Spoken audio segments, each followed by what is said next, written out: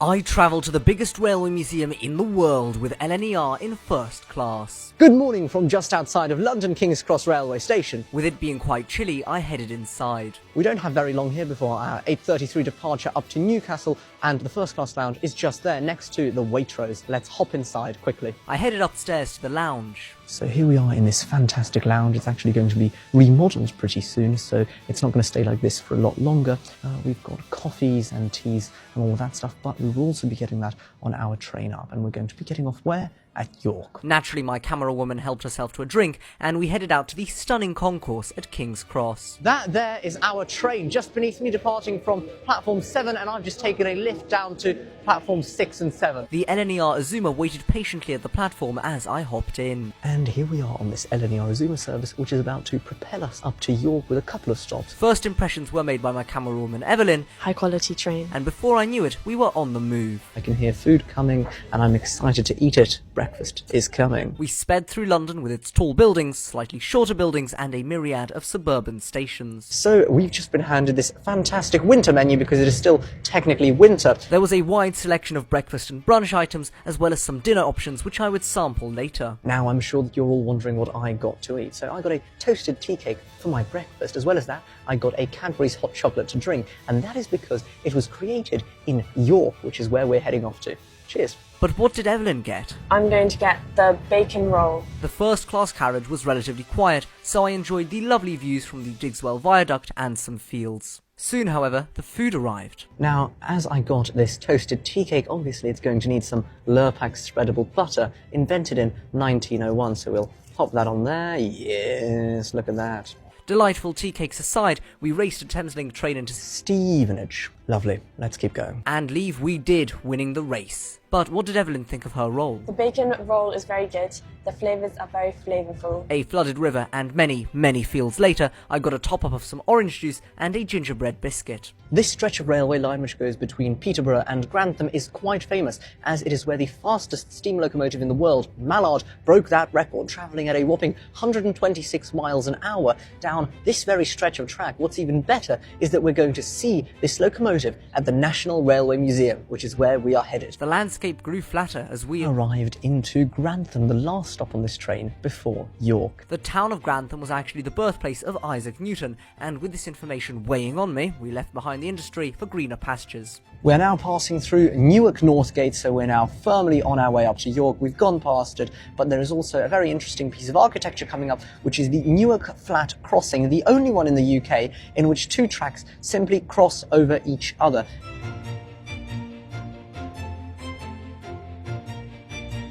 We amused ourselves with some cards at Doncaster, birth of the Flying Scotsman. We're now only around 10 minutes from York, which means we're going to be arriving at the Railway Museum very soon. Before that, let's have a very quick look at what this train has got to offer. We've got some lovely oxblood seats here in first class. We'll be having a look at standard on the way back. They're very red. We've got some Sublime recline over here on the seats. We've got lots of overhead storage space for luggage and the like, and large tables with charging points nearby. We were soon welcomed into the cathedral city of York with some tankers and soon pulled into the platforms. So this is it, our journey's end at York on the LNER train, which has been fantastic. So now let's hop over to the Railway Museum and see what they've got going on there. The Azuma train snaked away as I had a look at what was in the station itself. And now that I've arrived into York, I can tell you about some of the interesting trains. Here we've got an endangered species. This is the Class 155. There were 42 of them built as two-car trains. Then they split them into two one-car trains, which means that only 7 of these two-car variety still exist. The station itself has a beautiful canopy and a lovely first-class lounge, which I nipped into for a minute. I know you're all wondering, Dan, how do you make a cup of Yorkshire tea? Well, it's very simple. I popped a tea bag into the mug and selected hot water, which went well.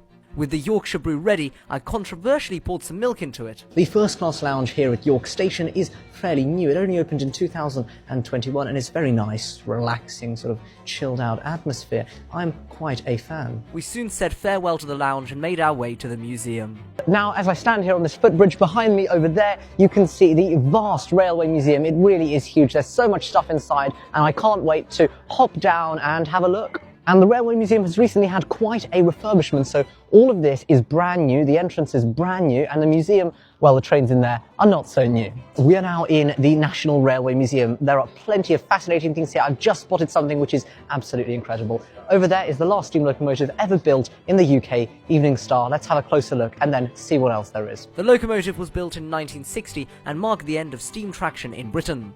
Nearby stood the only preserved A1 locomotive. And I've just been told by my camera woman that that tanker holds enough milk for me to put in my average cup of tea. Thank you for that one. And this train over here was built for the Great Northern Railway, so very much the same one that we travelled on to get up here. It was built in Doncaster. As I said, they had a huge place there for making locomotives and trains and carriages and all of that jazz. This is the Rocket, the first steam locomotive ever. However, it isn't, because if you walk over here, ladies and gentlemen, you will see that this is the Rocket. Yes, the very original one, built in 1829, and it certainly looks its age. Stephenson's Rocket was certainly not the last celebrity locomotive that I would be seeing. And this is the creme de la creme of everything here in this railway museum. It is the Flying Scotsman, the first steam locomotive in the world to hit 100 miles an hour, and absolutely an icon of the UK's railways. I mean, look at it. Isn't that just magnificent? This is the Duchess of Hamilton, a streamlined locomotive. However, it wasn't like that all of its life. It was originally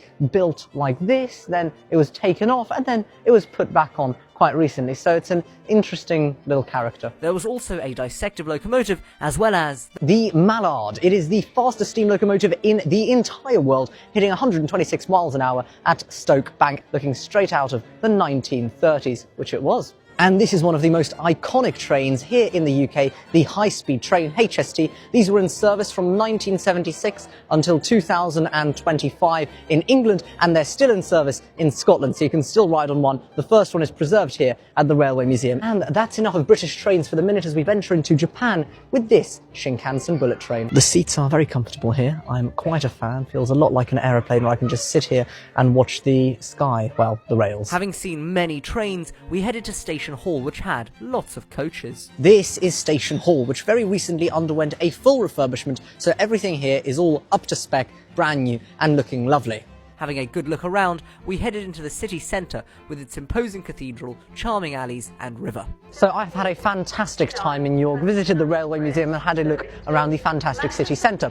Now it's time to head back. However, we're going to be doing it quite interestingly, going to Doncaster, where I'll have a look at the standard class offering of the LNER Azuma, and then changing onto one of their iconic Intercity 225 sets all the way down to London. So I jumped on board my train to Doncaster. The seats here are very red, and I think they are quite comfortable for the journey length. It's not incredibly long around here. There is of course a window over here with a blind in case it is the night, which it is anyway, and we've got this fantastic table over here as well where you can store all of your things. Not all of your things, because some of them should be up here in the raised storage area, which is also delightful. We're now departing this beautiful cathedral city and we are en route to Doncaster. We're now arriving into Doncaster on a very smooth and quick 20-minute journey from York. So let's see what there is here in the dark. I left the Azuma and eagerly awaited the Intercity 225, one of my favourite trains. So I'm now on board the Intercity 225 train. We've got some absolutely fantastic seats over here, very comfortable, very leather, and of course you've got that brilliant sublime recline over here. We've got some curtains for the windows, isn't that delightful, and a spread. Evelyn helped herself to some of the grazing box. The charcuterie grazing board is quite nice. There's a little taste. I did enjoy that charcuterie grazing box. I think there were some fantastic flavours in there, and these crisps have also been delightful, nice and salty and crisp. Now here we've got the chocolate and ginger pot. Doesn't that look nice and chocolatey? That is nice. I'm getting chocolate, I'm getting ginger. It looks like a high quality sweet treat. With night falling, I got some sleep.